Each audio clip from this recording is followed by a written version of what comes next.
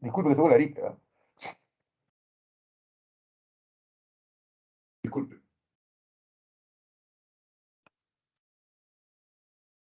Este, ¿Qué tal? Buenos días. Por décima vez, creo. En el idioma castellano, el plural en este tipo de saludos no habla de todos los días, habla de la intensidad del deseo, ¿no es así? Sí, Asmir, pero no sé qué le ha pasado, que no se ve nada, ¿no? Yo soy moreno, pero no soy tan negro. Así que lo dejo prendido para que ustedes vean. Hola, Tania. Ustedes vean, pues exacto, exacto, no te preocupes, no es tu dispositivo, es que algo está pasando. Mi cámara está encendida, me sale el aviso de que está encendido, pero se ve así, no veo nada, así que no vayan a pensar que es una falla de su. Yo también ya me acostumbré a verme, pero bueno, hoy día vamos a hablar de la ilustración, que es un tema que se tocó en el básico muy someramente, lo vamos a volver a tocar ahora, y vamos a hablar de un tema que no vimos en el básico, ¿ya? Que era, no es la única, Asmer, que es un tema que tiene que ver con la independencia de las 13 colonias, es decir, el nacimiento de los Estados Unidos de América, cómo se inicia el proceso de colonización, cómo aparecen las colonias norteamericanas. Y, y para cerrar esta introducción, una pregunta que una vez, o un comentario que una vez me hizo un colega, ¿no? Un colega hace muchos años atrás me dijo, ¿cómo hubiera sido distinto si a nosotros nos hubieran conquistado los ingleses? Y yo volteé y dije, ¿ah? Sí, me dice. Mira Estados Unidos, es una potencia mundial. Toda América ha sido colonizada. Toda América ha sido conquistada. ¿Por qué los estadounidenses y canadienses están en el primer mundo y nosotros estamos donde estamos? Hasta Australia nos gana el repechaje.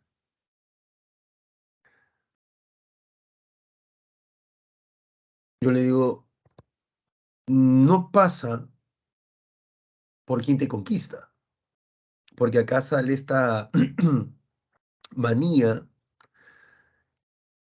antihispana de que todo lo español es malo, malo, malo, malo, feo, feo, feo, feo, y hay que odiarlo. Que lo vamos a estudiar también, ojo, vamos a estudiarlo cuando hagamos siglo XIX. Aquí no pasa quién te conquista, acá pasa por qué te conquista.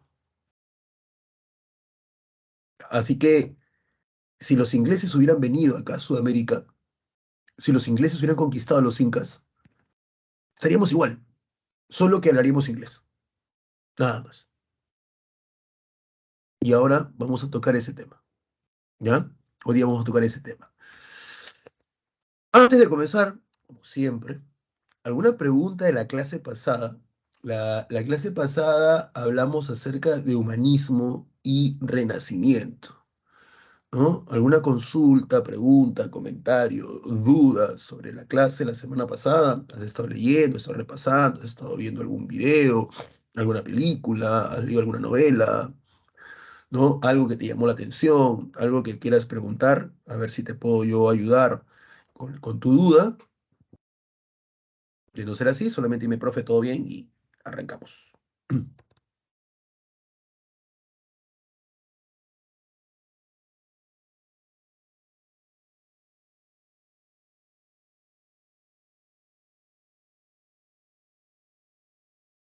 Gracias, Almendra.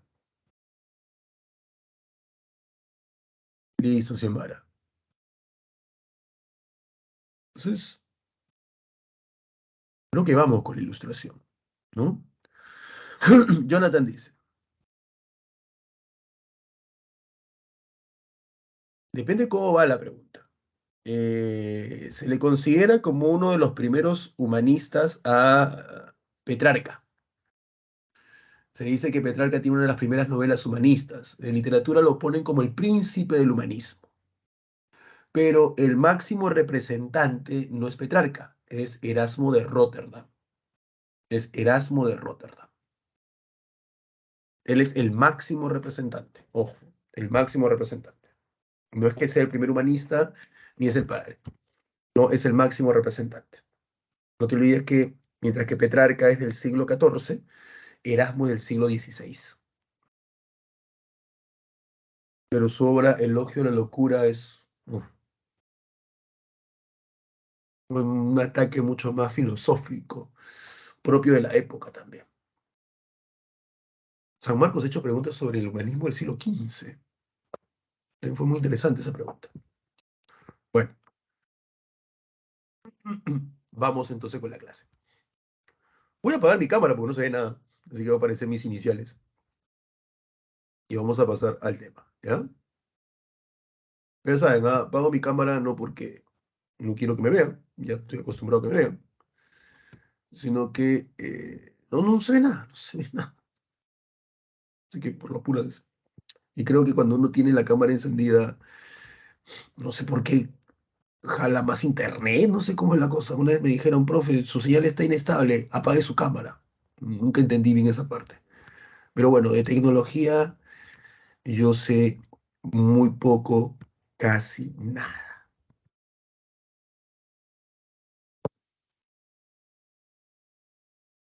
Vamos con la ilustración, ¿está bien? Vamos con la ilustración. La ilustración, jóvenes, es un movimiento intelectual. Es un movimiento intelectual que surge en Inglaterra como movimiento intelectual, que surge en Inglaterra durante el siglo XVIII, ¿ya?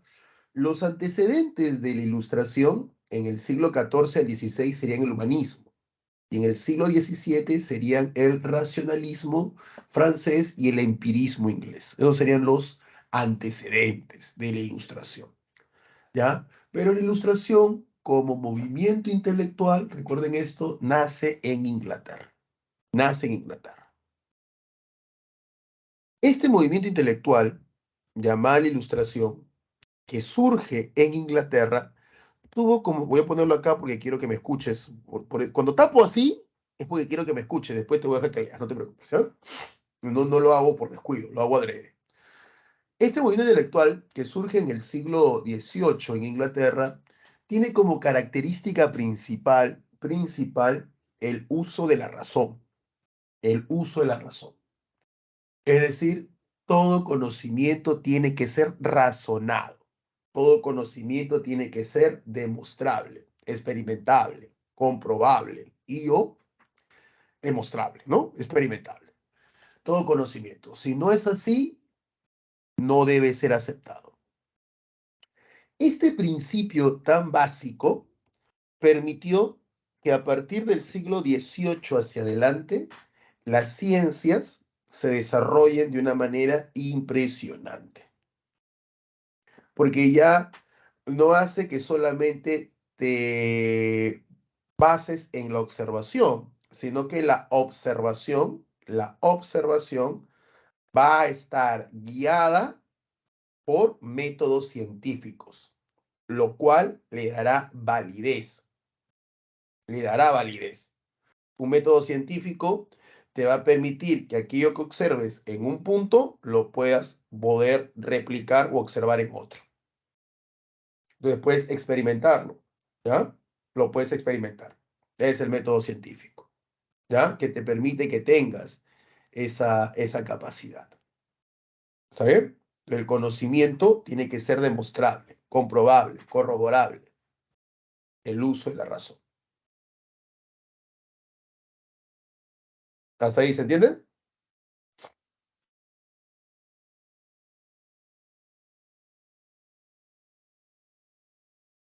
Sí, profe. Listo, gracias, gracias, gracias. Una de las cosas que... buena pregunta. ¿Por qué se le dice el siglo de las luces? Porque al tener este tipo de conocimientos, lo que nos mencionan los ilustrados es que el conocimiento nos va a iluminar, nos va a guiar. La ignorancia es la oscuridad, dicen ellos. El conocimiento es la luz. Por lo tanto, se llama ilustración. ¿Entienden? El conocimiento es la luz que nos guía en esta tiniebla de ignorancia. Mira lo que decía Kant, ¿no? Kant decía, la inmadurez es la incapacidad de usar la propia inteligencia sin la guía del otro. En este caso hay que entender que los intelectuales del siglo XVIII, ingleses, luego franceses, alemanes, europeos en general, van a destacar mucho este uso de la razón, estos nuevos avances que el razonamiento les está dando. Y es también por ello que los intelectuales europeos del siglo XVIII mirarán al pasado intelectual con desprecio, porque para ellos el pasado intelectual, ojo, intelectual, el pasado intelectual no poseía estas características por lo general, salvo excepciones como el racionalismo, el empirismo, el humanismo, pero no poseían por lo general estas características o esta característica, no poseían por lo general métodos científicos, principalmente durante la Edad Media. Por lo tanto, son los intelectuales del siglo XVIII los que a la Edad Media europea la llamarán la Edad Oscura, porque carece de método científico, dicen ellos, porque es la Iglesia Católica la que dirá qué pensar, sobre qué pensar y cómo hacerlo.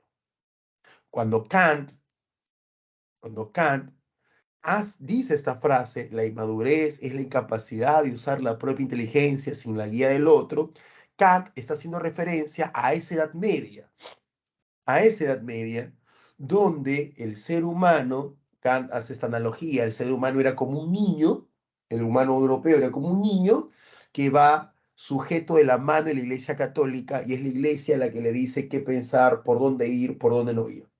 La ilustración, siguiendo esta analogía, Kant decía la ilustración es la mayoría de edad del humano. El humano suelta esa mano guía y en base al conocimiento racional y científico comienza a trazar su destino. Celarius, que es el intelectual que divide la historia en tres edades, es el que le pone a la Edad Media ese nombre, Edad Media o Edad Oscura, en referencia a todo el conocimiento, a todo el movimiento intelectual que él vive, porque él es del siglo XVIII, a toda esta corriente racional y a todo este ataque a aquello que viene del pasado y que no tenía una base racional. Y esa forma como los europeos intelectuales de esta época del siglo XVIII consideran que la responsable de la ignorancia, la responsable de que no se haya desarrollado un conocimiento racional desde la antigüedad, fuera la Iglesia Católica. Es decir, nosotros hemos heredado hasta el día de hoy, hemos heredado esa visión un tanto subjetiva, pero esa visión que ataca a la Iglesia Católica. ¿Por qué la atacan tan feo los ilustrados y los intelectuales del siglo XVIII en la Iglesia Católica? Porque la Iglesia Católica, obviamente en Europa, estaba muy amarrada al Estado y la Iglesia Católica justificaba al Estado, es decir, al rey y su poder, y porque la Iglesia Católica, como toda religión, porque todas las religiones hacen esto, como toda religión, son muy conservadoras. Entonces, si tú vas a comenzar a desarrollar un conocimiento racional y vas a comenzar a explorar en todos los campos del saber humano que estaban casi vírgenes, la biología, la anatomía, la historia, la geografía, por lógica, tu análisis, tu cuestionamiento, tus preguntas y tus descubrimientos van a chocar con los elementos que establece la Iglesia Católica. Si vas a comenzar a estudiar en el campo de la geografía, te vas a dar cuenta que la Tierra es más antigua de lo que la Biblia dice. Estás atacando a la iglesia. Y por ende, la iglesia, ¿qué va a tener que hacer? Defenderse, pues. Y obviamente la defensa de la iglesia es condenándote a que seas excomulgado o diciendo que eres un anticristo, X cosas, ¿no? Es su forma de defenderse. Si vas a desarrollar el conocimiento racional, experimental, comprobable, demostrable en el campo de la biología, vas a terminar generando la teoría evolutiva en el siglo XVIII y XIX. Y la teoría evolutiva cuestiona el principio creacionista, que en Europa dominaba la Iglesia Católica. Porque te pones a pensar, la teoría evolutiva, la antigüedad de la Tierra, no solo cuestiona a la Iglesia Católica, cuestiona a todas las religiones. Todas. No hay ni una sola religión que se salve en el planeta. El punto es que este cuestionamiento surgido de la Ilustración se está dando en Europa. Y en Europa, la iglesia dominante en muchos reinos es la católica.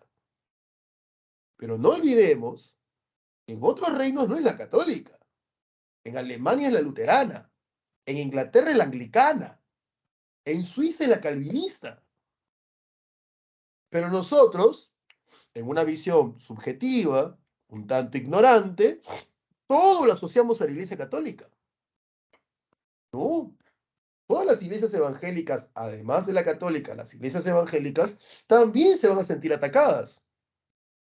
Porque esta forma de pensar, esta forma de analizar, esta forma de obtener conocimiento en base a lo racional, obviamente va a cuestionar, a poner en tela de juicio, en cuestionamiento, todo lo que las iglesias, las religiones en realidad, dieron como respuesta a las preguntas básicas como ¿qué hacemos aquí? ¿Quién nos trajo? ¿Desde cuándo estamos? Todas las religiones desde hace milenios generan una respuesta a eso, y una respuesta que obviamente por la antigüedad no tiene base científica. Y no le van a pedir pues a la iglesia que se adapte rápido. Y vas a desarrollar la biología y vas a atacar el pensamiento o la idea creacionista. Si sigues desarrollando por la biología, vas a demostrar algo muy simple que se venía ya atacando del siglo XVI, que la materia no cambia, pues.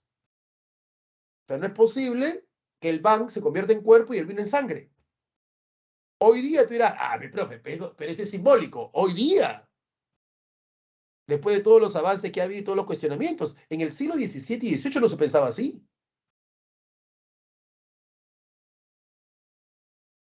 ¿Entiendes? Entonces, como uno de los elementos, ¿ya? Una de las instituciones que por verse atacada directamente con el avance que está iniciando la ilustración en el campo de la ciencia, ilustración surgida en Europa, es la iglesia, las iglesias cristianas en plural, ¿está bien?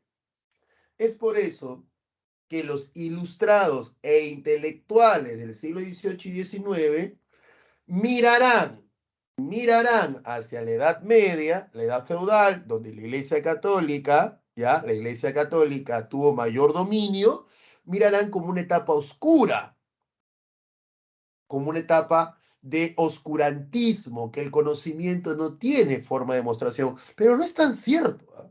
No es tan cierto. Pero es su visión de ellos, que como te digo, lo hemos heredado nosotros. Por eso es que cuando hicimos la clase de Edad Media, no sé si te acordarás, yo te decía, ¿no? Muchos dicen que en la Edad Media la humanidad se atrasó. La humanidad es Europa. Dicen que nos atrasamos 1000 años, que es el tiempo que duró la Edad Media. No es cierto. Que todo fue oscuro. No es cierto. Esa es la visión ya extrema de los ilustrados que están respondiendo con esta postura un tanto subjetiva, están respondiendo a las limitaciones, a los ataques que las iglesias cristianas, en especial la católica, pero todas las iglesias cristianas del siglo XVIII, están haciendo a la Ilustración, porque la Ilustración, al impulsar esta idea de un conocimiento racional, demostrable, comprobable y o verificable, cuestiona los principios de la iglesia cristiana, de toda la religión cristiana. Por eso es este enfrentamiento. ¿Saben? Voy a leer lo que me han puesto, ¿ya? El racionalismo, Jairo, es el inicio en la Francia del siglo XVII, es un antecedente de la Ilustración.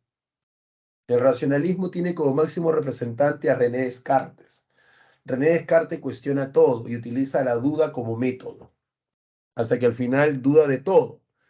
Y dice, de lo único que jamás podré dudar es de la duda. Todo es dudable, menos la duda. Por eso su frase, ¿no? Cogito ergo sum, pienso, dudo, luego existo. Al ser mi duda indudable, mi existencia lo es.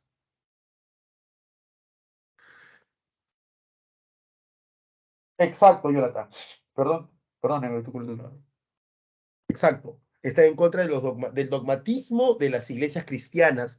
Obvio, estoy hablando del dogmatismo de las iglesias cristianas en general, porque la ilustración nace en Europa. Si la ilustración hubiera nacido en Asia, ¿ya? O un movimiento parecido, estaría en contra del dogmatismo del hinduismo, en contra del dogmatismo musulmán, en contra del dogmatismo janseísta, etcétera, ¿no?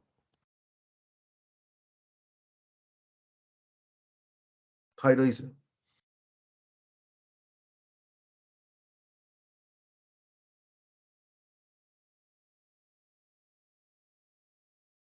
Eso es lo que proponen ellos. Jairo, eso es lo que proponen ellos. ¿No? Eso es más o menos la idea. Pero no es tan cierto, ¿ah? Porque seamos sinceros, también la religión estableció cosas muy interesantes. La filosofía grecolatina no estaría con nosotros si no fuera por la religión. Eso es lo que ponen ellos. Abigail se habla así. Eh, lo que pasa, Jairo, es que el hecho que tú cuestiones a las religiones no necesariamente un ateo, ¿ya? Muchos de los ilustrados cuestionan a las religiones, pero son creyentes. Otros se vuelven lo que se conoce como deístas. ¿Qué es el deísmo? El deísmo es la creencia en un ser supremo o superior, pero que no lo consideras el Dios que te presentan las iglesias, ¿no? Ellos dicen, somos demasiado vanidosos de pretender conocer a Dios. O sea, es un ser superior, es un ser perfecto, no lo conocemos, pero debe existir. ¿Por qué creen ellos que existen?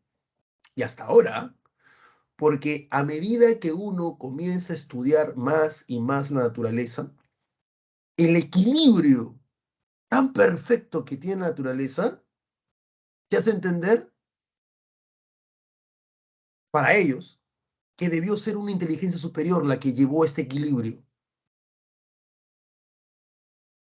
Ah, ustedes leen física actual, leen a Hawking, Stephen Hawking, ¿ya? El que falleció, en su obra La brevísima historia del tiempo, muy bonita obra, ¿ya? Y hay una parte donde él dice eso, ¿no? Cuando te desarrollas sobre la mecánica cuántica, la teoría de la gravedad y todo lo demás, él dice eso. Él dice que es tal el equilibrio que existe, ojo, él es ateo, ¿ah? Bueno, era, murió. Es tal el equilibrio que existe, ¿ya? Es tal el equilibrio que existe que para muchos debió ser una inteligencia superior. O sea, le bajas un grado a algo y los planetas chocarían. le subes un grado a algo, una milésima, ¿ya? Y todo se destruiría. Es así. Es demasiado perfecto, dicen, es demasiado equilibrado. Por eso es que muchos científicos, físicos, sí son creyentes, ¿no? Son creyentes, porque dicen es demasiado perfecto, ¿ya? Y todavía están luchando por tener la teoría unificada, ¿no? Todavía no pueden tener la teoría unificada, porque la teoría general de la relatividad te permite entender lo macro, mientras que la teoría de la mecánica cuántica te permite entender lo micro. Entonces, la famosa teoría unificada, ¿ya? Te permitiría unir tanto la teoría general de la relatividad como la mecánica cuántica. Y eso dicen que es bien difícil, ¿no? Bueno, yo al menos he leído muy poco sobre ello y lo poco que entiendo me parece muy, muy interesante. Me metí una alucinada cuando me hablan del tiempo, ¿no? La gravedad no es una fuerza, dicen, ¿no? Eso ustedes lo ven en física. La gravedad no es una fuerza, como decía Newton. Y ahí está, ¿no? La gravedad realmente es la curvatura del espacio-tiempo debido a la masa de los cuerpos. Es una cosa que te mete, al menos yo que no soy de números, me meto una alucinada impresionante. Bueno, no me desvío tanto.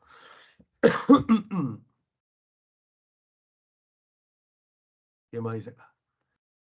Entonces, la mayoría eran creyentes, Jairo, para responder tu pregunta, y muchos de ellos eran deístas. Muy pocos eran ateos, ¿ah? Muy pocos eran ateos.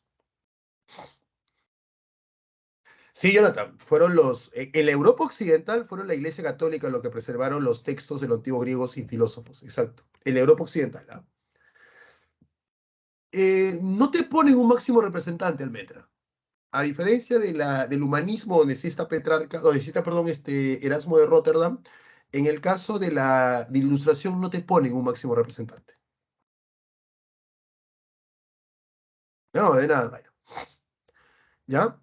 Es por eso que, listo el Metra.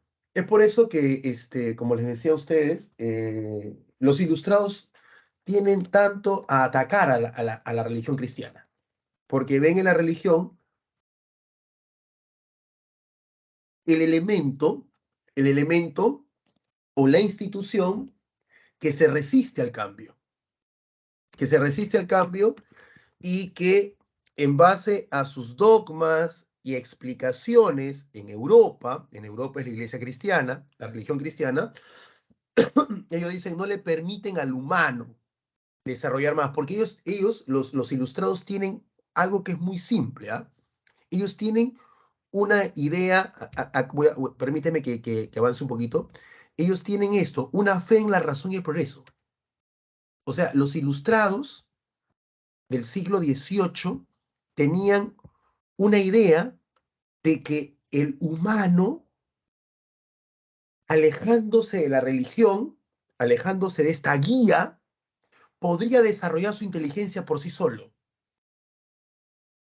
y que utilizaría, ya no guiado por la iglesia, utilizaría su inteligencia para conocer, para saber, para investigar. Y olvídate, lo que más o menos nos dice, nos escribía aquí Jairo, ¿no? Que si no fuera por la religión y el dogmatismo, el conocimiento hubiera crecido. ¿Me entienden? Eso es lo que los ilustrados creen. Por eso los ilustrados culpan a la iglesia, culpan a la religión cristiana de ser aquella mano guía que ha limitado el deseo de conocimiento del humano. Pero desgraciadamente se equivocaron, pues. Desgraciadamente se equivocaron, ¿no? Porque seamos sinceros, eh, un número importante de jóvenes está alejados de la Iglesia Católica e igual no leen, igual no leen. ¿Mm? Igualito es. Entonces, ahora, ¿qué justificación? ¿A quién culpamos? Cuénteme. Hoy, ¿a quién culpamos? ¿No tenemos a Profe, una iglesia que como... Perdón, Nicolás. sí, profe, eso que ha dicho me pareció muy curioso porque, me recuerda a las personas que, ponen una solución y que en verdad me parece algo reduccionista, es como quitarle responsabilidad a otras cosas por, creo que más que nada, un prejuicio personal, algo muy subjetivo. Sí, con lo que te refieres, si es a esto que estamos hablando, claro, claro. Pero, como les digo, ¿no? Hoy día, ¿a quién culpamos? En la Edad Media, la Iglesia Católica monopolizaba el conocimiento. En la Edad Media, las bibliotecas eran de la Iglesia Católica. La Iglesia Católica te decía que no debías hacer las cosas. Vienen los ilustrados, que tienen como antecedente al humanismo, del cual hemos hablado, los humanistas que logran con su contacto con Oriente tener contacto con el conocimiento grecolatino de las bibliotecas bizantinas que no están bajo el cuidado de la Iglesia Católica, entonces logran tener ese conocimiento, surge el movimiento humanista entre el siglo XIV y XVI, un movimiento racional y crítico hacia la sociedad feudal, luego tenemos el Renacimiento, luego tenemos el racionalismo y viene la Ilustración. Y la ilustración, al igual que el humanismo y el racionamiento o el racionalismo, han cuestionado el papel y el rol que ha jugado la Iglesia Católica y luego las iglesias cristianas en el monopolio y en el dogmatismo sobre el conocimiento que se va a dar en la Europa. Más aún cuando la ilustración ya comienza a impulsar avances científicos y cómo la Iglesia responde ante estos avances, porque, como ya le expliqué, dichos avances cuestionan muchos principios y dogmas de la Iglesia. Pero hoy,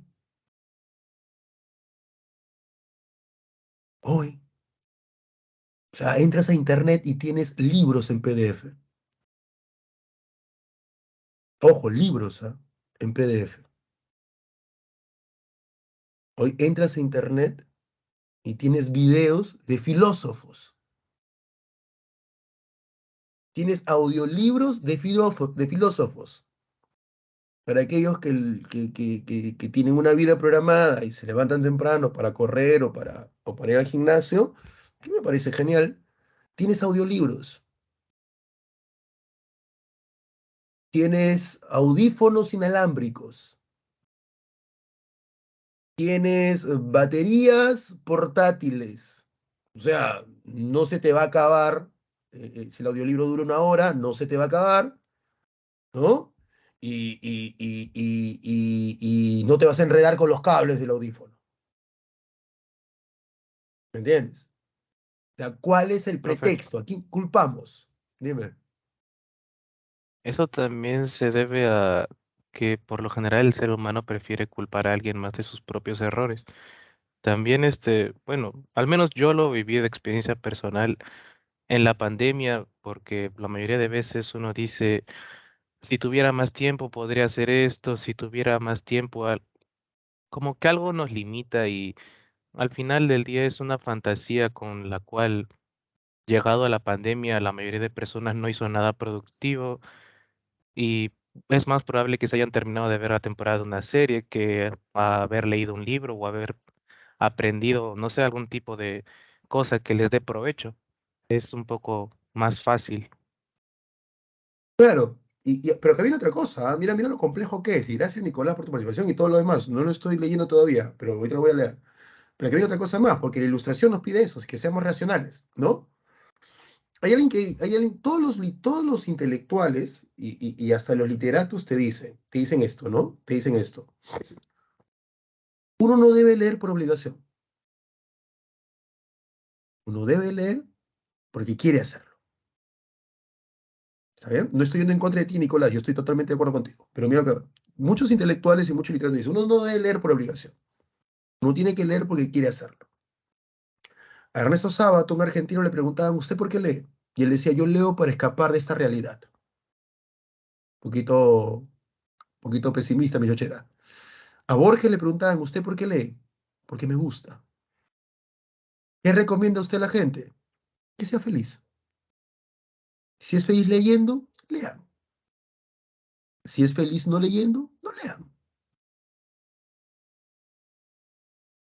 Hagan lo que le hace feliz. Pero, y acá no cito acá no estoy citando a Borges, sino cito a otro, pero abstente de opinar si no has investigado. No opines si no has investigado.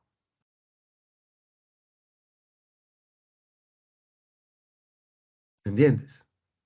El problema en la actualidad es que mucha gente no quiere leer y está en la libertad de hacerlo. Pero que por favor no crea tener el derecho de opinar sobre algo que no sabe. Que no tenga el derecho de opinar sobre algo que solamente escuchó en TikTok o escuchó en un video de 10 minutos. O sea, no puedes condensar una opinión en un video de 10 minutos y encima que ni siquiera es la opinión tuya, sino que es la opinión de otro. ¿Entiendes? Entonces los ilustrados tenían confianza en que el humano, al liberarse de la Iglesia Católica, el humano al liberarse de la Iglesia, automáticamente el humano podría buscar ese conocimiento como que estaba hambriento de conocimiento. Y en realidad, y acá sigo lo que dice Nicolás, y voy a leerlos a todos ahorita, pero permítame ahorita terminar esto, porque el tema me jala eso, el tema pide esto, ya, no es que estoy saliéndome del tema por si acaso, el tema pide esto, al final somos nosotros, pero hay que tener cuidado con eso. Tú no quieres leer, eres feliz no leyendo, genial, genial. La felicidad es para lo cual uno ha llegado a este mundo, ¿no? Como diría Camus, ¿no? La vida no tiene sentido. Decía Camus, la vida no tiene sentido. El vivir le da sentido a la vida. No es que tú has venido a la vida con un objetivo, no es que tú has venido a la vida con un fin, no es que, ¿qué es lo que el mundo, qué es la que la vida espera de mí? No, no, no, la vida no tiene sentido, decía Camus. El vivir le da sentido, el día a día le da sentido, lo que tú hagas siendo feliz le da sentido, ¿no? El mito de Sísifo. Pero no opines de algo que no sabes. Hace poco te acabo de hablar un poco de física y te he mencionado, oye, están buscando esto, que dicen esto, pero no hago mi opinión, no digo, sí, están equivocados, deberían... No, no, no, no, porque yo de física cuántica y de física en general sé 0,1. No puedo dar mi opinión en base a ello. Cualquiera de ustedes, adolescentes, sabe más de física que yo. Y eso es indiscutible, ¿eh? Indiscutible. Es el otro, ¿no? Entonces acá sí los ilustrados eh, desgraciadamente, sin quererlo, se equivocaron. Hay una novela muy bonita, y yo la recomiendo, que se llama Fahrenheit. No sé si la han leído. ¿No? Siempre me olvido el número. Es una disopía, ¿ya? Es una disopía. ¿La has escuchado? La novela.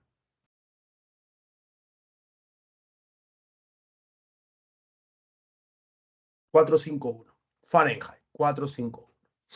Que es un mundo, ¿ya? Hay tres grandes disopías que ustedes deberían leer.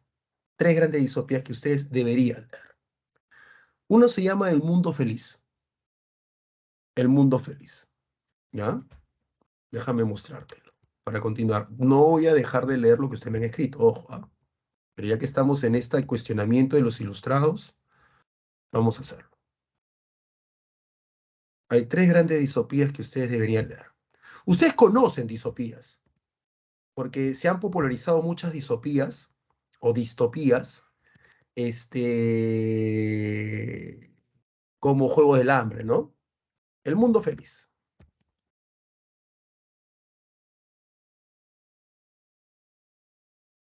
Esa es una de ellas. El Mundo Feliz. Y debe estar hasta en PDF, ¿ah? Debe estar hasta en PDF esa novela. ¿Mm? El otro es este, que ustedes seguro lo han escuchado.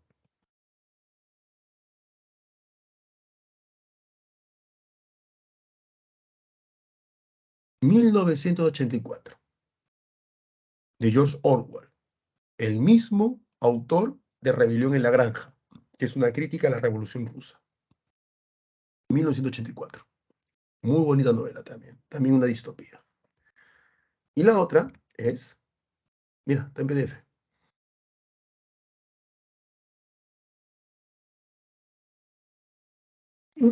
Fahrenheit 451. Fahrenheit 451.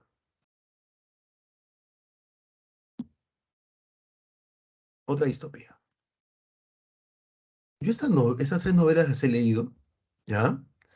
Y cuando la leí la tercera, ya para cerrar esto que estamos hablando, cuando leí esta Fahrenheit 451, la leí hace como 5 años atrás, no te miento que en más de una ocasión yo volteaba a ver en qué año fue escrita, porque no lo podía creer.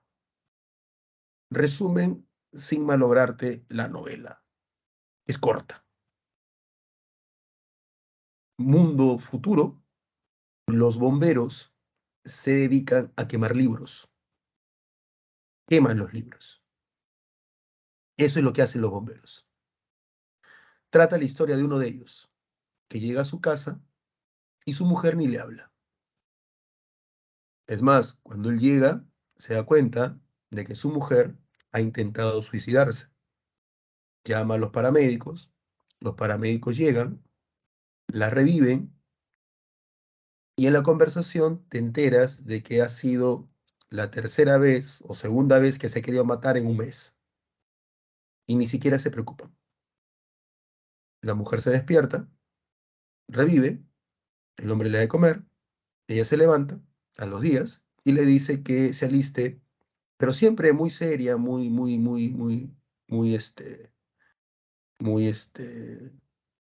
poca cariñosa, poco expresiva, y le dice que se aliste porque van a reunirse con unos amigos. Se mete en un cuarto, en ese cuarto hay 3 pantallas a lo ancho de todas las paredes, ella quiere una cuarta pantalla para cubrir toda la habitación, pero él le dice que no tiene el recurso para comprar la cuarta pantalla, y se encienden las pantallas y ella entra en una conversación con personas a las cuales ella nunca ha conocido, pero que las conoce por las pantallas. Y ella sonríe, está con su esposo, lo abraza y se muestra de lo más cariñosa mientras las pantallas estén encendidas. Obviamente lo mismo hacen las parejas y las personas que están al otro lado de la pantalla, las cuales nunca conocieron, no se conocen solo a través de la pantalla. Una vez que la pantalla se apaga, ella vuelve a ser la persona gris, opaca, poco alegre que es, y se coloca unos pequeños dispositivos en el oído para escuchar un poco de música y así alejarse de la realidad. La novela fue escrita en la década del 50.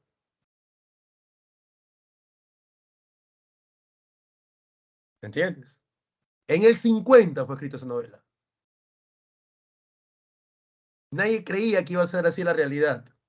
Tanto así que nadie quiso publicar esta novela. ¿Sabes dónde salió esta novela publicada? En tomos, o sea, por partes.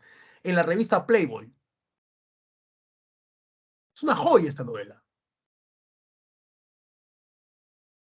Y un día el bombero, porque los libros son quemados, el bombero conversa con su jefe.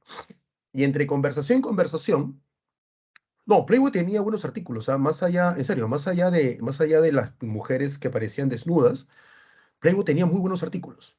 En serio, no es broma. No es broma, no es ironía. Tenía muy buenos artículos. Solo que nadie lo leía, ¿no? Pero tenía muy buenos artículos. Regreso, regreso.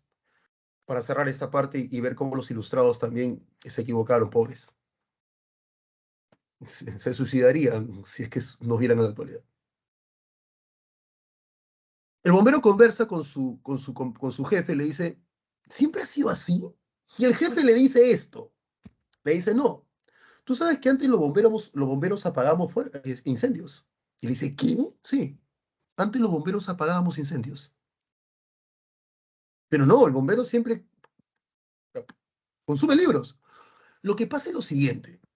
Lo que sucede es que los gobiernos se dieron cuenta que las personas que leen son personas menos felices, porque no están conforme con la realidad. Y como no están conforme con la realidad, la critican, la cuestionan. Y un grupo de personas que critica y cuestiona es menos manejable, es menos gobernable y le genera problemas a los gobiernos. Entonces el gobierno se dio cuenta, los gobiernos se dieron cuenta en el pasado que las personas que no leían eran más fáciles de manipular, eran más fáciles de gobernar. Les ponías una pantalla al frente y eran felices, mostrando una vida que no tienen, pero eran felices en esta especie de competencia de quién tiene una mejor vida, al menos solo cuando la pantalla esté prendida. Así que buscaron la forma de deshacerse de los libros. No tuvieron que obligarlos porque comenzó una corriente dentro de las personas que ya no querían leer. Cada vez les aburría leer. Si en el colegio te mandaban a hacer un análisis del Quijote de la Mancha, lo que hacían no era leer el Quijote de la Mancha porque veían que era muy grande. Buscaban a alguien que haya hecho un resumen del Quijote de la Mancha. Y lo que hacían era el resumen del resumen. Y así poco a poco. Entonces, con que tuvieran el resumen del Quijote, no les importaba que desapareciéramos el libro. Porque ya tienen el resumen, libro que al ser muy grande no iban a leer. Así que le dijimos, ¿podemos desaparecer el libro? Desaparezcanlo. Producto de su falta de conocimiento y su falta de lectura y falta de razonamiento, las personas tienden a ofenderse muy rápido, porque aquello que no entienden los ofende. Entonces, como no leían, no entendían muchas cosas, y como no entendían, se sienten mal, y al sentirse mal, se sienten ofendidos. Entonces se ofendían rápidamente. Entonces, ¿qué pasó? Comenzaban a saber que habían libros que ni habían leído, pero habían libros de personas que ellos decían, me siento ofendido. ¿Por qué? Porque en el colegio me dicen gordo, y hay un libro sobre un gordo, entonces el libro me ofende como gordo. Porque en el libro se burlan de él. Así que ese libro está preservando la burla que me van a hacer mis compañeros. Ese libro no lo quiero. Y como el Estado quiere desaparecer libros, dijeron, bueno, como los libros de gordos ofenden a los gordos, desaparezcamos todos los libros de gordos. Y la gente gorda, gracias, gracias. Por ahí alguien dije, oye, pero mi antepasado fue esclavo y hay un libro de esclavos. Y ahora me dicen esclavo por el libro. Desaparezcan ese libro porque me siento ofendido. Bueno, ¿te parece si desaparecemos todos los libros de negros? Ya, desaparezcan todos. Y poco a poco las personas comenzaron a darle carta abierta al Estado para que desaparecieran los libros. Y al final los convencimos de que los libros eran malos. ¿Para qué querían libros si tenían resúmenes? Con el tiempo, ¿para qué querían resúmenes si tenían pantallas? Para conversar con una persona que no conoces al otro lado sobre cosas y sentidos, pantallas. Dime, Nicolás. Profesor, eso me recuerda a varias ideologías que se quejan de que el Estado no cumple con sus funciones y sin embargo le piden más al Estado sabiendo que el Estado pues no cumple bien sus funciones. Exacto. Y acá me preguntan, y mira,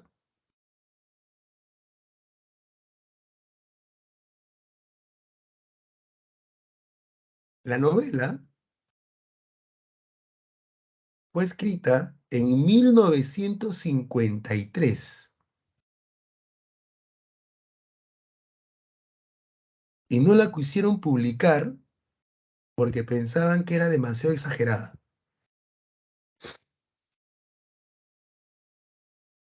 Eso no iba a pasar.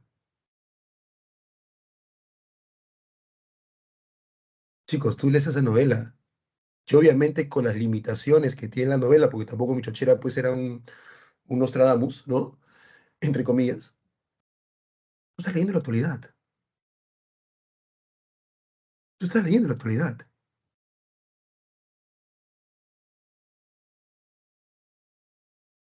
Claro, si me van a estar diciendo que porque hay películas y novelas de africanos esclavizados, eso me lastima a mí por ser moreno, y voy a desaparecer los libros, mis nietos, ¿cómo sabrán del pasado? ¿Y cómo van a aprender a no tener que esclavizar?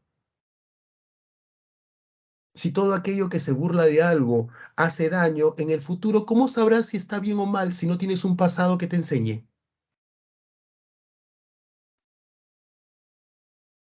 El pasado no es para desaparecerlo, es para que se preserve y para que aprendamos a no cometer el mismo error. Por eso, les decía a ustedes, ¿no? Los ilustrados tuvieron fe en el progreso, en el conocimiento. La pregunta es, ahora, ¿a quién culpamos de que no querramos o no podamos leer? Antes culpábamos a la iglesia, ahora, ¿a quién lo hacemos? ¿Mm? Antes era peor. Antes la iglesia, como dicen los ilustrados, te guiaba en el camino porque no había otra forma.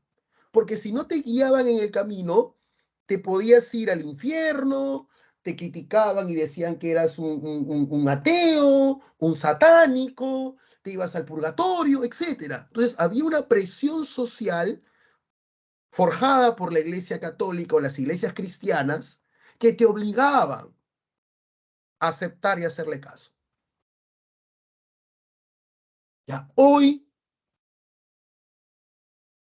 ¿cuál es la presión social? El ser aceptado, el que tener que usar la ropa porque toda mi generación lo usa, el tener que poner fotos en mi Instagram porque todos lo ponen, el tener que publicar mi estado porque todos lo publican, porque necesito ser aceptado. Antes al menos me amenazaban con con irme al infierno. Hoy,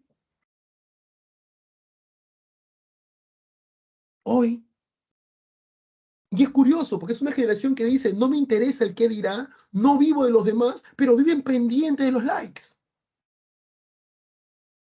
Antes al menos te ibas al infierno, te decían. Hoy, el bullying, el que te funean, no sé cómo se dice esa palabra. ¿Y, y cuál es el problema? El estar pendiente. Bloquéalos, pues. No, pero profe, ya, ¿y por qué no es una cosa bien simple? Deja de tener redes sociales.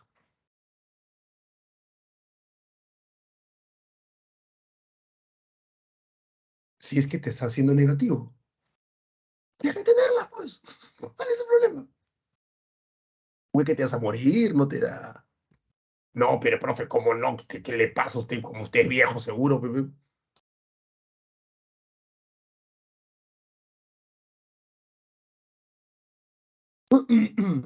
Los ilustrados. Tenía mucha razón en muchas cosas. Lean, chicos, lean esas novelas, son muy interesantes. ¿Eh? La vida es para eso. Si no conocemos la vida, no conocemos la vida por eso. Exacto, es la verdad, es la verdad. ¿No? ¿Cómo podemos apreciar algo? ¿Cómo sabes que hay luz si no has conocido la oscuridad? ¿Mm? Ahora, la ilustración en Francia utiliza el mismo principio de la ilustración inglesa, pero los franceses lo llevan al campo de la crítica de la sociedad francesa. Porque recordarás tú que la sociedad francesa es una sociedad absolutista y estamental. Y esto hacía que más del 95% de la población francesa, incluyendo los ricos burgueses no nobles, tuvieran limitado o nulo acceso a el poder. Aquí está lo que hemos explicado. Ahí están los preilustrados, ¿no? René Descartes y John Locke, que ellos son del racionalismo y liberalismo.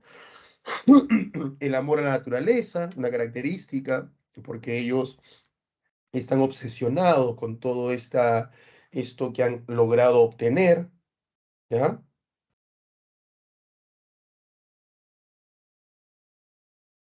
Luego tienes la fe en la razón humana, que es lo mismo que les he dicho, ¿no? Ellos decían, no, el día que nos liberemos del dogmatismo, que nos liberemos de la presión de la Iglesia Católica, ese día el humano podrá alcanzar. Bueno, mejor no le hagan una ouija a Voltaire y a Montesquieu porque van a estar muy decepcionados. No, muy, muy decepcionados. La igualdad y la libertad ¿Tú te imaginas cómo la decepción que van a tener esas personas solamente al ver cómo escribimos? Sí, ¿por qué escriben así? La igualdad y la libertad, que como ya lo hablamos en el básico, lo vuelvo a hablar acá, tiene que ver con los derechos y deberes, ¿ya? No, son más que parodias, son caricaturas, ¿no? Ahorita vamos a explicar eso, Almendra, no te preocupes.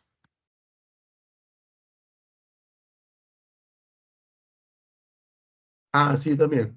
¿Puedes creer que hay personas que me dicen, que hay personas que me dicen, esto le comentaba, me comentó hace tiempo la hermana de mi ex, y decía, Julius es una buena persona, es un buen hombre, solo que hay algo que no me gusta de él, y es de que no tiene redes sociales. O sea, tiene Facebook, pero no coloca, no comenta nada, no pone fotos. Su Instagram lo ha cerrado. Su WhatsApp no tiene estados, no tiene ni foto. ¿Qué esconde? Yo le decía, mi vida, pues.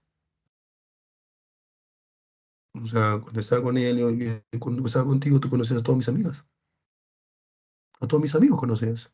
Y cuando hemos tenido fotos, lo hemos compartido por el WhatsApp de grupo de amigos. Yo no quiero que el resto sepa mi vida. ¿Para qué? ¿Para qué? Tengo fotos con mi hija y las fotos las comparto cuando me tomo con ella, con su mamá lo comparte conmigo, pero a mi hija no les pongo. Si ella quiere exponerse más adelante, genial. Pero ¿para qué? Pero sí, a mí me causó mucha gracia. Me decían, no, ellos te quieren mucho, pero dicen que eso les genera desconfianza de ti. De por qué no, digo, ¿por qué no expongo mi vida?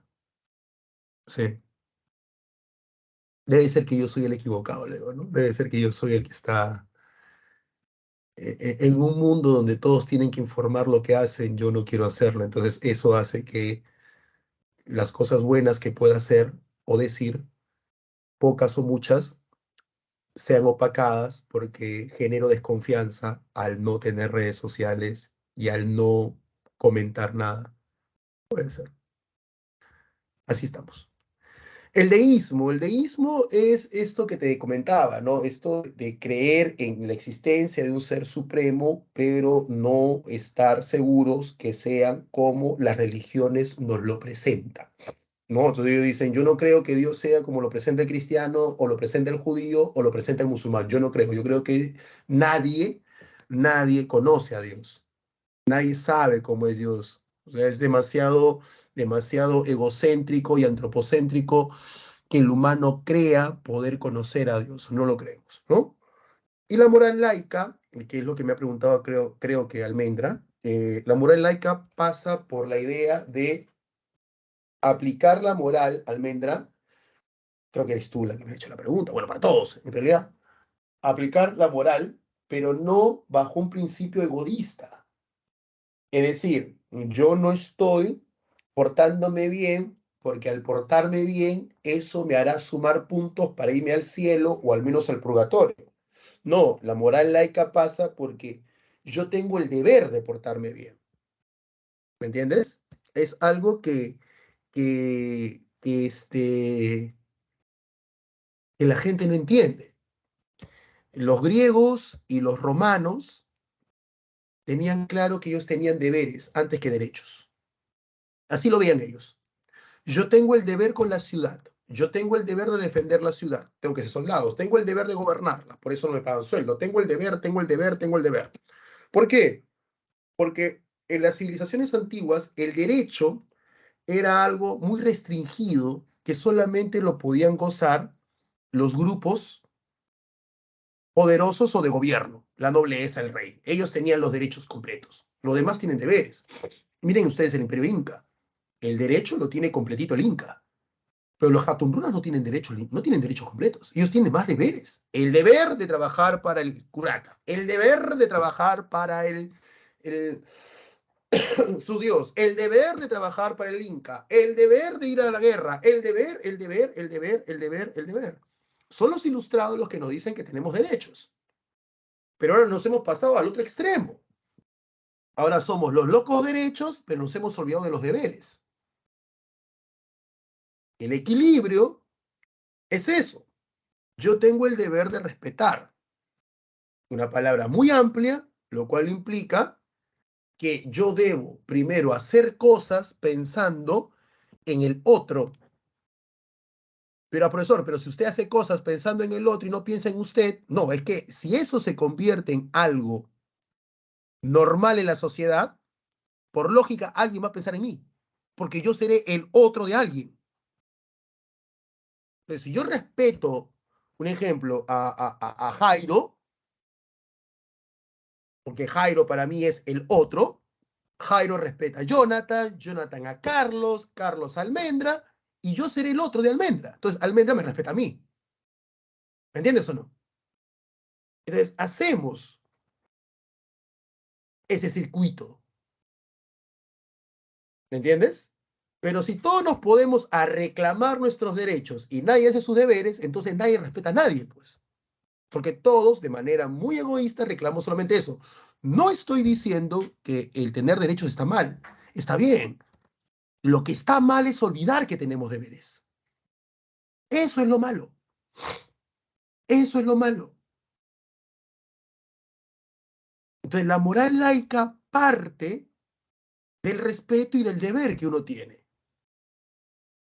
Yo no te miento, no porque sea un mandamiento que me va a mandar al infierno, no, yo no te miento porque tú no mereces que se te miente. Yo tengo el deber de decirte la verdad.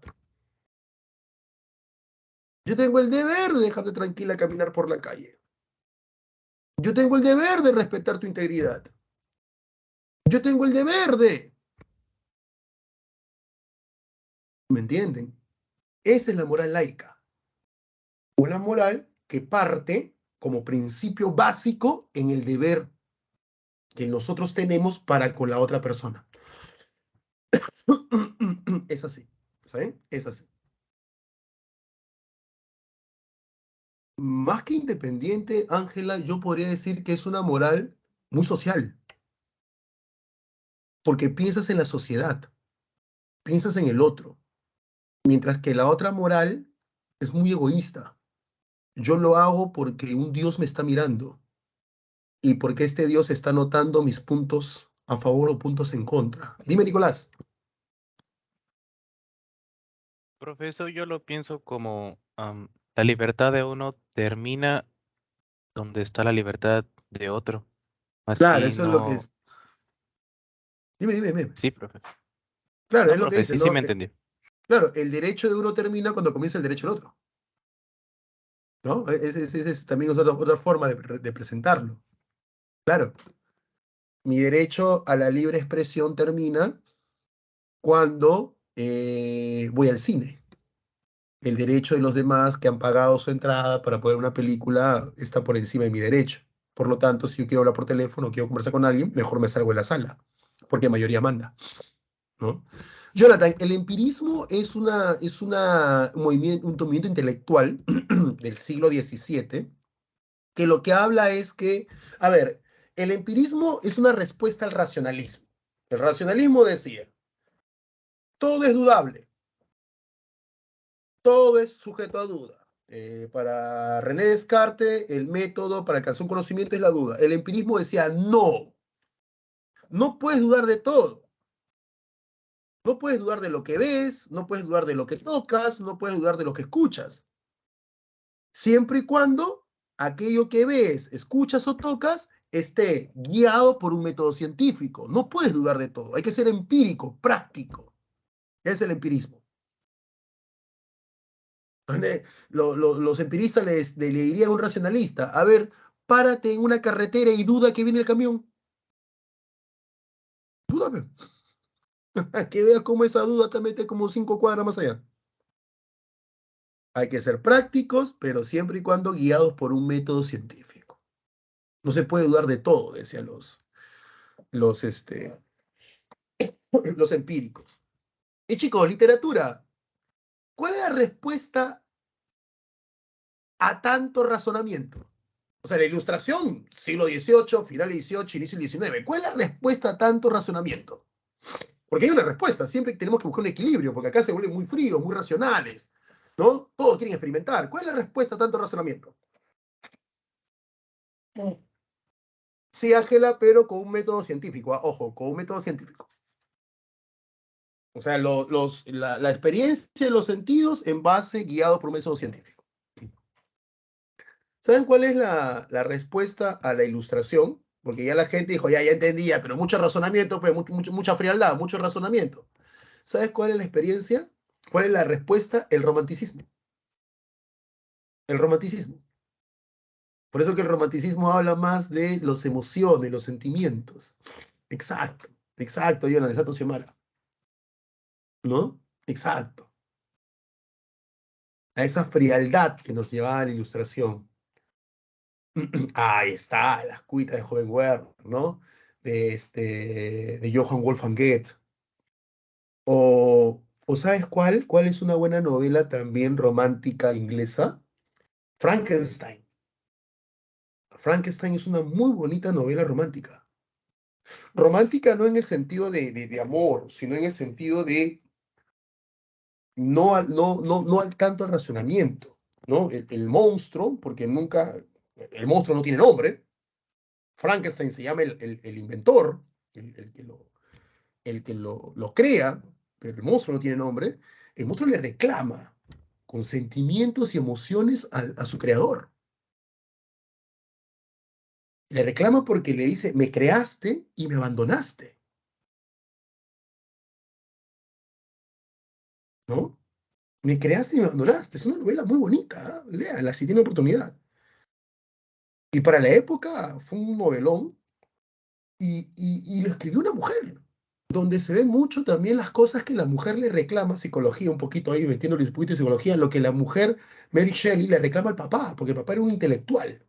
Y ella se vuelve una mujer intelectual por obra y gracia del papá, pero el papá la tiene abandonada. El papá está más dedicado a sus obras, porque el papá era un escritor. Y la chica tiene todo este aire intelectual, este conocimiento que tiene, porque Mary Shelley tiene mucho conocimiento, tenía mucho conocimiento, gracias a los círculos literarios del padre. El padre la tenía abandonada.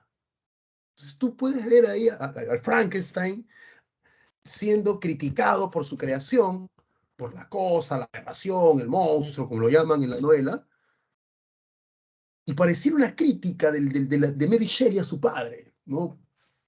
¿Por qué me abandonas? Muy buena la novela, léala.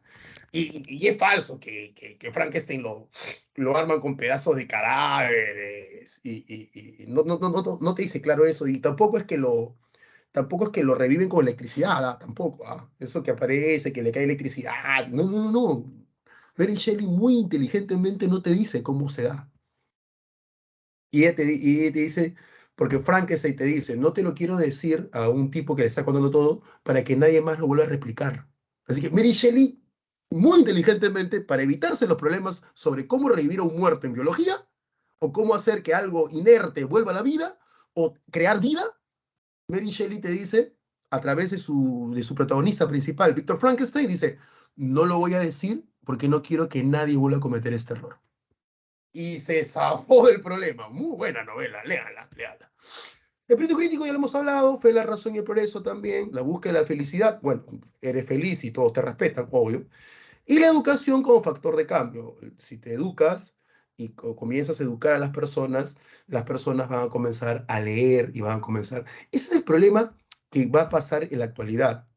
Y es que en la actualidad la educación no se ha convertido en un factor de cambio porque aquellos elementos que te harían cambiar han sido relegados. Me explico.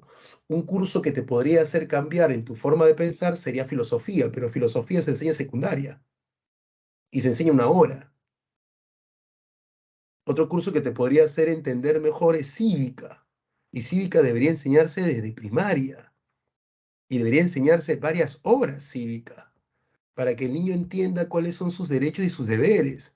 Pero no, lo que pasa ahora es que en muchos colegios particulares, como cívica, y esto me molesta mucho, por más que yo vivo de esto, pero me molesta mucho, como cívica solo trae una o dos preguntas en el examen de admisión, mejor perdóneme la expresión, maldita sea, tú no puedes estar educando a un niño por la cantidad de preguntas que te vienen en un examen.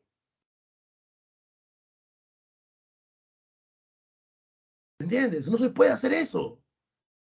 No se debe hacer eso.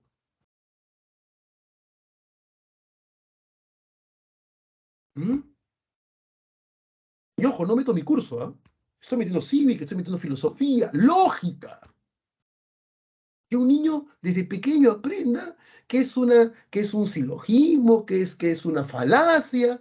¿Tú te imaginas que un niño le enseñes con capacidad pedagógica acerca de las falacias, ¿no? Acerca de la manera como discutir? ¿Tú te imaginas lo que vas a generar en secundaria? No va a ser clase. El profesor no va a ser clase, va a ser discusión, va a ser debate. Si a los niños en primaria les puedes enseñar álgebra y les puedes enseñar trigonometría, claro que les puedes enseñar filosofía, claro que les puedes enseñar cívica, pero no lo hacen. Acá también los ilustrados estarían muy decepcionados, ¿no? Estos tres ilustrados tienen que ver con ilustración francesa. Voltaire y Montesquieu son ilustrados que van a defender la división de poderes. Ellos van a defender que el poder esté dividido y que no esté concentrado en un solo hombre. Por lo tanto, tanto Voltaire como Montesquieu cuestionan fuertemente la concentración de poderes en un solo hombre. Es decir, cuestionan el absolutismo. Juan Jacobo Rousseau fue ilustrado más radical. Ni los propios ilustrados lo querían. Sí, no, lo tenían choteado. Juan Jacobo Rousseau hablaba de la República. Él sí, mientras que Voltaire y Montesquieu apoyaban la presencia y la existencia de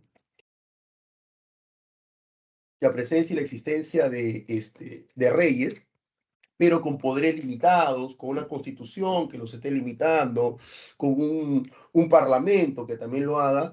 Rousseau no, Rousseau hablaba de la república.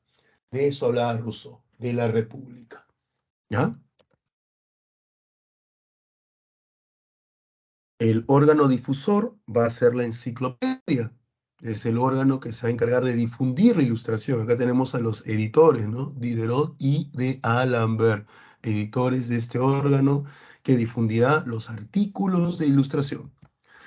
Y el despotismo ilustrado son reyes absolutistas que no aceptan que los seres humanos somos iguales. Dicen, no, habemos unos que nacimos para mandar y otros que nacimos para obedecer.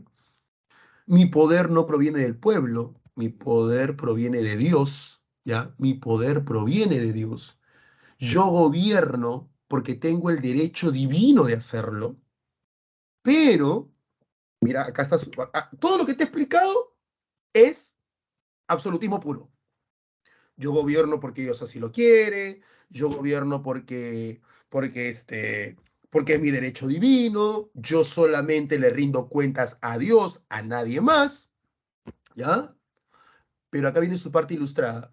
Pero al igual que tengo el derecho de gobernar, tengo el deber de hacerlo bien. Entonces, mi derecho divino de gobernar, al cual solamente le rindo cuentas a Dios, conlleva un deber. Y mi deber es de gobernar bien. Por lo tanto, me preparo, me instruyo, me educo para gobernar bien a mi pueblo.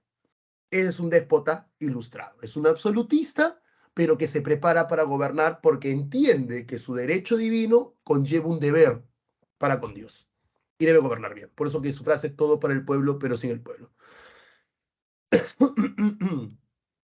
Abigail en psicología dice, Abigail, ya nadie acepta psicología, en serio. Bueno, no, no, perdón, nadie respeta esa parte de la psicología, no es que no la acepte. Abigail, a los niños le enseñan álgebra. En Japón y en Alemania les enseñan sobre deberes y en cívica. Ahora, ¿le puede hacer filosofía a los niños en primaria? Ojo, he dicho primaria, no primero, no de primero y primaria. Primaria es de primero a sexto. Primaria de primero a sexto. Claro que se puede. Si es que tenemos, así como tenemos profesores adecuados para enseñarle trigo a un niño en primaria, creo que podríamos entrenar profesores adecuados para que en primaria les enseñe filosofía. Filosofía básica. Preguntas básicas. Tampoco que se metan chivolo pues a leer a Aristóteles, ¿no? Les metes una sacudida de cerebro impresionante. Pero filosofía básica, que aprenden al menos a cuestionar.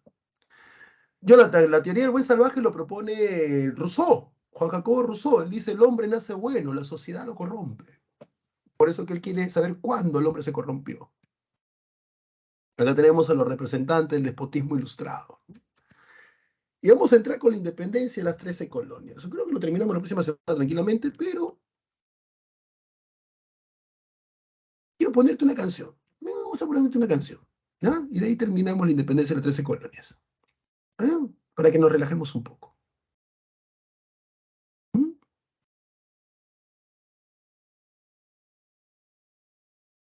Y tiene que ver, obviamente, con el tema.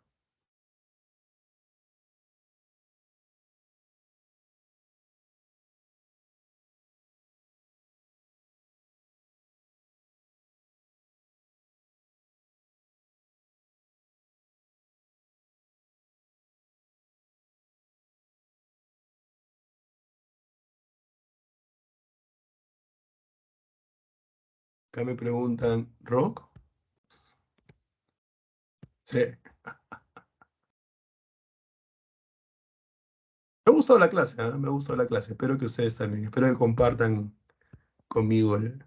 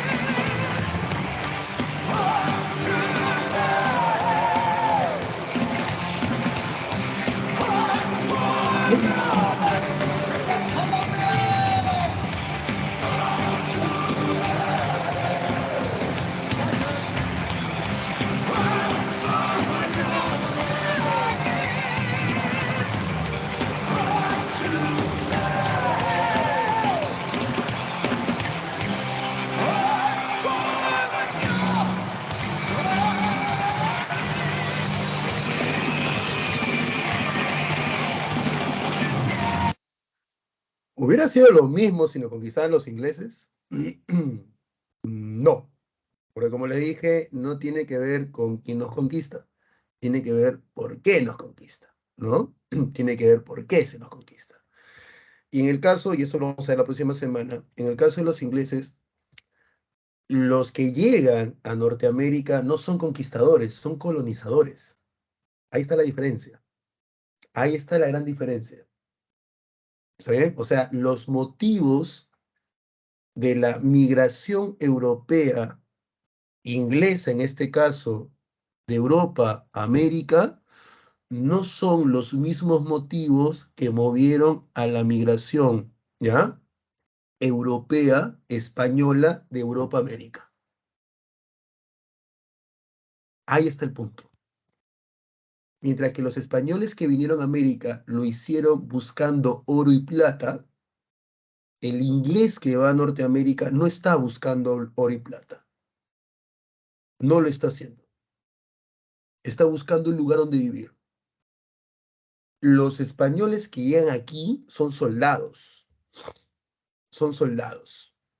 Los ingleses que van a Norteamérica son campesinos. Son personas muy creyentes, son puritanos, que migran con sus familias a Norteamérica. Mientras que el español y el portugués que migra aquí son soldados que vienen a enfrentarse a una civilización para conquistarla. Por lo tanto, no vienen con sus mujeres y sus hijos. Esto genera una mayor mezcla, cosa que no pasa en Norteamérica.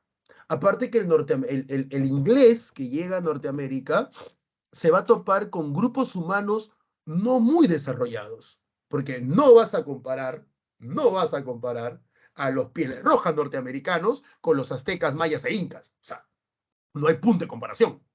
Los pieles rojas norteamericanos estaban en un nivel lítico inferior, perdón, arcaico inferior, arañando el arcaico superior. O sea, Caral es extraterrestre para ellos. Ya ni qué decir, pues, que sería Machu Picchu. Ya Machu Picchu serían Pepeyos dioses. Ahí está la diferencia. No es quiénes te conquistan, es por qué lo están haciendo. No es quiénes vinieron, es por qué vinieron. ¿Me entiendes? De aquí hablan mucho en Sudamérica, cuando se habla de historia del Perú, mucho de la Santa Inquisición. Pero la Santa Inquisición no mató mucha gente. Los dejaba medio tullidos, ¿no? Medios ahí, medios tal que eso. Pero la Santa Inquisición no mató mucha gente. La persecución de brujas en Norteamérica, la cacería de brujas, olvídate, eso sí mataron gente de cualquier cantidad. Y eso lo vamos a ver la próxima semana cuando hagamos esta independencia y las 13 colonias. Pregunta, consultas, Jairo. Jonathan me dice, pues, no, eso lo voy a hacer en Primera Guerra Mundial, Jonathan. Claro, claro. The Trooper habla acerca de la batalla de Balaclava. Esa batalla entre los ingleses y los rusos, donde la caballería ligera inglesa recibe una pésima orden y deciden atacar al ejército ruso. ¿Ah? Deciden atacar al ejército ruso en una de las más heroicas e inútiles embestidas de una caballería, ¿no? Hay un poema también de ellos, Jonathan, que se llama En el Valle de la Muerte cabalgaron los 600 jinetes de la caballería ligera.